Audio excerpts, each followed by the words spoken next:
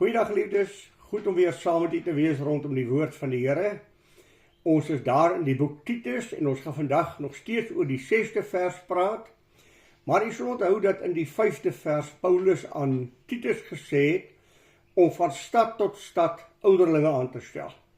En dan is sekere kwalifikasies wat hy aan hierdie ouderlinge koppel, waarvan ons nou 2 met mekaar hanteer het. Ons praat vandag oor die 3de een. Eintlik 'n baie moeilike een om oor te praat, omdat daar verskeie implikasies kan wees en verskeie omstandighede en meriete, wat in elke geval moet geld. So volgens my moet elkeen van hierdie sake maar op eie meriete hanteer word, wat die laaste een aanbetref. Die kwalifikasies was, 'n ouderling moet iemand wees wat onberispelik is.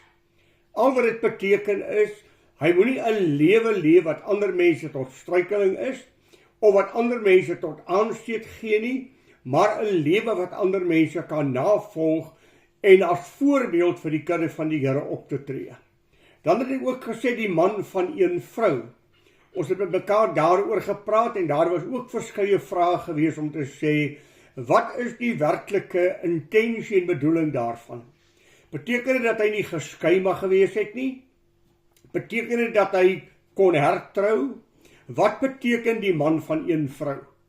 Ek het dit ook vir mekaar gesê, die baie belangrike aspek is, hierdie man van een vrou, sê nie dat ek met een vrou getroud is nie, maar dat hy aan hierdie vrou getrou sal wees, ook wat sy gedagtegang en ook wat sy handelinge aanbetref. Met die woord daarvan Maleagi, die 3de hoofstuk of die 2de hoofstuk vers 14, waar die Here met sy volk praat en sê, ek het dit teen jou, dat jy ontrou geraak het onder die vrou van jou jeug. Daarom moet die ouderling met iemand wees wat sy vrou oppas, wat na sy vrou omkyk, en wat as dit ware net oë vir sy eie vrou het, en nie dwalende oë of dwalende gedagtes het nie. Hy moet ook nie iemand wees wat skuldig daaraan is, dat hy hierdie immorele tydskrifte en aan pornografie en al hierdie dinge skuldig is nie. So iemand hoort nie in die bediening nie, want hy is ontrou aan die vrou van sy jeug. Nou is daar 'n 3de een. Hy moet gelowige kinders hê, wat nie beskuldig word van losbandigheid en tugteloosheid nie. Ek dink dat hier is 'n geweldige groot saak. As hy sê moet gelowige kinders hê, beteken dit dat die ouderling, die predikant dan, sy kinders almal wedergebore kinders van die Here moet wees. Dit lei ons af uit die gedeelte as hy sê, gelowige kinders. Maar u besef die implikasies daarvan, dat redding is die saak van God. Geen mens kan 'n ander persoon tot redding bring nie. So hier het jy met die genade van God te doen. En as ek 'n roeping van die Here ontvang het, en my kinders het nog nie 'n verhouding met God nie, het sy dat hulle klein is, het sy dat hulle al in hulle tienerjare is, maar nog nooit die Here Jesus Christus as aangeneem het as saligmaker nie, diskwalifiseer dit my as ouderling. Wat van 'n ongetroude man, of 'n man wat so pas getrou is, wat nog nie kinders het nie? Die dag as daardie kinders van hom dan lewe, nie volgens die verordeninge van God se woord nie, beteken dit dat sy leraarstatus en sy ouderlingsstatus daardeur beëindig word. Daar is egter die geval, waar die ouderling vir homself baie sterk moet rekenskap gee. Want geliefde, daar is predikante, en ek het saam met van een of 2 van hulle gelewe, wat vir my die vraag gevra het om te sê, my kinders dien die Here nie. My kinders is tipiese wêreldse kinders, hulle lewe nie goddeloos nie, maar hulle ken Jesus nie as saligmaker nie. Beteken dit dat ek die bediening moet verlaat? Beteken dit dat ek uit die bediening uit moet pad gee? Of is dit juis 'n toets of God jou werklik geroep het vir die bediening? Deurdat hy jou huisgesin voorberei het, en dat julle as huisgesin kinders van die Here is en die Here ken. Ag, as ek in my eie situasie dink, dan dink ek aan ons troue. Ek en my vroukies getroud, ons het eers 7 jaar daarna kindertjies gehad. Genadiglik het ons kinders die Here aangeneem. Maar wat sou die implikasie wees as ons kinders die Here nie aangeneem het nie? Sou dit na 12 of 13 of 15 jaar van die bediening beteken dit dat ek die bediening moes neerlê? Ek het ook by die biduurgroep daar by die kerk vertel van 'n predikant, wat 'n geweldige groot, sinvolle en geseënde bediening het. Hy is getroud met 'n vroutjie, en hierdie vrou het nooit vir hom gesê, dat sy 'n kwalifikasie het, en dat sy elke week saam met vriendinne van haar uitgaan, en dan verkeer hulle sosiaal, hulle gaan na 'n kroeg toe, of hulle gaan na 'n ontspanningsplek toe, daar drink hulle drankies en kuier hulle as dames saam. Dit het by hom nie inslag gevind by sy bediening nie. Want hy het gesê, my vrou hoort nie in sulke omstandighede nie. Hy het haar daaroor aangespreek en gesê, jy is met my as leraar van die gemeente getroud, jy kan dit nie doen nie. Waarop sy uiteindelik besluit het, dan sal sy hom skei, en sal van die huwelik ontslae raak, want sy sien nie kans om hierdie lewe en gewoonte van haar op te gee nie. Hy het na sy ouderlinge toe gaan en gesê, wat staan my te doen? Nou is ek 'n geskeide man. Sy ouderlinge het bloot vir hom gesê, dominee, jy is nie die man wat aanleiding gegee tot die skeiding nie. Jy kwalifiseer volgens Korintiërs as die ongelowige, dan nie kans sien om saam met jou te lewe nie, dan kan daar skeiding plaasvind, die ongelowige verlaat jou. Die groot implikasie is natuurlik, wat ons almal oorstry, mag ek weer trou? Want die Bybel maak 'n uitspraak, in so 'n geval is die broeder of suster nie gebonde nie. Ons weet nie wat beteken dit nie. Maar ek wil weer net vir u sê, dat hierdie ongelowige vrou het nie sy bediening geëindig nie.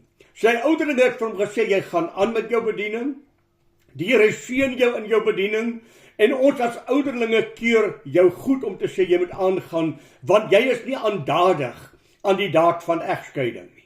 Geweldige saak as hy vir ons kom sê, hulle moet nie beskuldig word van losbandigheid en tugteloosheid nie. Nou, ek dink hier is ook 'n baie belangrike ding, maar hier kom dit meer na die predikant toe, die kwalifikasie van die predikant. Met ander woorde, dit gaan daaroor, kan ek my huishouding regeer? Is daar tugtiging en vermaaning en dissipline wat ek in my huis toepas, al sou my kind die Here nie dien nie? Van my kant af is daar sterk vermaaning, is daar tugtiging, is daar sterk aanspreek van die sonde in sy lewe, of keer ek dit maar goed? Indien ek nie goedkeur wat hy doen nie, sal dit nie my bediening beëindig nie. Ek dink selfs aan 'n predikant en sy vroutjie, wat in die werk van die Here geroep is, en een van sy dogters, het lesbien geraak. Wat beteken dit? Beteken dit dat die bediening moet verlaat wat sy kind lewe in sonde? Alhoewel hierdie kind mondig is en selfbesluite kan neem? Nee, ek glo nie. Ek dink in sy huis het hy dissipline toegepas, hy het reëls gehad, hy het gesorg dat sy huis volgens die regte orde geskied, en toe hierdie kind uit die huis uitbeweeg, het hierdie kind keuses gemaak van homself, wat my nie diskwalifiseer nie. U sal onthou dat die Here wel uitsprake gemaak het in die Bybel, oor mense wat nie hulle kinders gedissiplineer het nie. Ek dink aan Eli, wie sy kinders eintlik goddeloos opgetree het, en die Bybel sê, Eli het hulle nie vermaan, hulle nie aangespreek nie, Eli het hulle nie eers van hulle pligte onthef nie, alhoewel hulle teen die woord van God as priesters gedien het. In plaas dat hy vir hulle priesterskap ontsê het, en hulle geskort het as dit ware, het hy maar oor toegemaak vir dit wat gebeur. U ken die oordeel. Uiteindelik het sy seuns en Eli self gesterwe, omdat hy die dissipline toegepas het op sy kinders nie. Ag, daar is die pragtige man in die Bybel. En nie dat Eli nie so was nie, maar 'n pragtige man, die man Samuel. Ons lees ook in die Bybel dat Salomo sy kinders nie getugtig, en hulle nie vermaan soos hy behoort nie. Hy het hulle vermaan, hy het met hulle gepraat, en daardeur dink ek het hy sy plig teenoor hulle nagekom. Die Bybel het 'n uitspraak wat hy sê, as ek nie my eie huis kan regeer nie, hoe sal ek die huishouding van God kan regeer? Hoe sal ek dissipline in die gemeente kan toepas, as ek nie dissipline in my eie huis kan toepas nie? Want as ek dissipline in die gemeente toepas, kan die vraag baie maklik vir my gevra word, maar wat van dissipline in jou huis? So daarin moet ek ook 'n voorbeeld wees, dat die gemeente sien dat ek my kinders dissiplineer, dat ek nie goed praat wat hulle doen nie, en dat ek sterk optree waar nodig, sodat ek 'n voorbeeld vir die gemeente kan wees. Indien 'n ouderling skuldig sou wees aan hierdie dinge, en dit oor die hoof sien, glo ek dat daar dissipline van die gemeente af toegepas moet word om te sê, jy is nie 'n voorbeeld vir die gemeente nie, jy is nie onberispelik daarin dat jy reg optree nie. Jy sien sonde deur die vingers, omdat jy sê bloed is dikker as water. Geliefde, wanneer ons by die sake van God kom, is bloed nie dikker as water nie. Dan is reg geregtigheid en ongeregtigheid is ongeregtigheid. En die Here sal die onreg nooit goed praat nie. Daarom as ek dan nie my kinders dissiplineer nie, as ek nie my kinders aanspreek nie, as ek nie standpunt inneem teen hulle sondige lewens nie, dan sou dit my diskwalifiseer as 'n kind van die Here. En as ouderling, as ek egter wel gepraat het, en met hierdie ouderling in verbinding getree het en met hom gepraat het en hy luister nie, dan tree Matteus 18 ook in werking, dat ek 'n getuie sal saamvat om met hom te praat. En as hy dan nog steeds nie luister nie, dan sal ek dit aan die gemeente moet voorlê. Wat uiteindelik sou beteken dat hy die gemeente uitgesit word, omdat hy nie tug toepas en sy kinders op die regte weë baan nie. Dit is 'n geweldige verantwoordelikheid, geliefde. Dit is 'n verskriklikheid om daaroor te dink, dat ek as leraar die oorsaak kan wees dat my kind nie die Here dien nie. Ag geliefdes, ek kan vir u voorbeelde noem, van kinders met wie ek gepraat het, wat bloot vir my sê, ek het te veel gesien en te veel gehoor. Pa en ma wat teenoor mekaar taal gebruik, wat die heidene nie eens teenoor mekaar gebruik nie. Taal wat ma en pa teenoor mekaar gebruik, wat onwelvoeglike taal is, wat mekaar dinge toesnou. En dan gaan ek Sondag op die kansel staan, en vir die mense preek om in 'n verhouding met God te lewe. Om nougeset met God te lewe. Dat daardie kind vir my sê, Dominee, jy ken my pa by die kerk. Daar is hy 'n engel. Jy ken hom in die Christelike sfeer. Daarin is hy 'n engel. By die huis is hy 'n duiwel. Ek het te veel gesien en te veel gehoor. Ek kan verder gaan as dit. Ek kan ook met ons as gemeente praat. Ek kan met gemeentelede praat. Hierdie is 'n kwalifikasie vir die leraar, vir die ouderling. Maar geliefdes, ek wil verder gaan en sê, hoeveel kindertjies van die Here, jong mense is ontnugter deur dinge wat in die kerk gebeur het, wat toegesmeer is.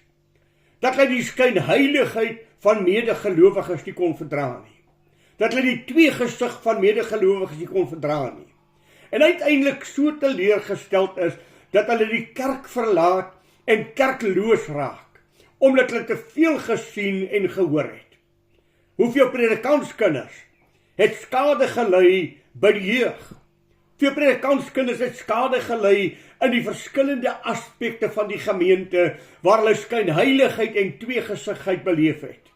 Deur gemeentelede wat dinge kwytmaak, wat vir hulle teen die bors stryd om te sê, hoe kan 'n kind van God so lewe? Daarom sal u dit heel dikwels vind. En dit is my so jammer, en ek ken nie die rede daarvoor nie, omdat ek nie inspraak in mense se lewens het nie, maar predikante se kinders is partykeer die mees ongetemde en mees onverantwoordelike en ongedissiplineerde mense. Dis jammer, dis 'n pyn, dis seer. Ek bid vir daardie predikante, want dit moet vir hulle bediening pyn wees om so iets te aanskou. Maar dis 'n voorwaarde. Onberispelik, die man van een vrou, en kinders wat gelowiges is, wat nie beskuldig word van losbandigheid en van dissiplineloosheid nie. Dis 'n voorwaarde. Daarom bid vir jou predikant, bid vir sy familie, en ag Dominee, as jy dan skuldig is, bely dit voor die gemeente, praat met jou kinders, sodat jy voor God onberispelik sal wees, in die sin dat jy stappe geneem het, om regstelling daar te stel. Jy kan nie verantwoording doen vir die lewens van jou kinders nie, maar jy het 'n plig om te dissiplineer. Want dit is 'n baie sterk uitspraak in die Bybel, as ek die tug nie toepas nie, is ek die oorsaak dat my kinders uitrafel en dat my kinders in hierdie lewe nuttelose, tugtelose mense is. Daarom het ons 'n verantwoordelikheid as leraars ook hierin, om vir die gemeente voorbeelde te wees in die wyse wat ons gemeentes hanteer en ook ons huisgesin hanteer. Dat hulle na die predikantse huis kan gaan kyk en sê, kyk die orde, kyk hoe mooi praat hulle met mekaar, kyk hoe 'n Christelike huis behoort te wees. Mag die Here vir ons genade gee. Bid vir my, ek het nie meer kinders in die huis nie, maar ek het nog kinders. Ek het kleinkinders. En ek belê in hulle lewens en leer hulle die Christelike beginsels en leer hulle om vir pa en ma onderdanig te wees en gehoorsaam te wees. Grootouers het 'n geweldige rol om hulle kleinkinders te leer hierdie sterk beginsels van die woord van God. Mag die Here vir u ryklik seën. Ons praat verder volgende keer met mekaar weer oor kwalifikasies wat daar gestel word aan die ouderling waaraan hy moet voldoen as hy in hierdie hoë roeping van God dan bediening wil hê. Mag die Here vir u ryklik seën en mag u werklik die Here intens beleef in u eie persoonlike lewe. Goeiedag vir u en die Here se rykste seën.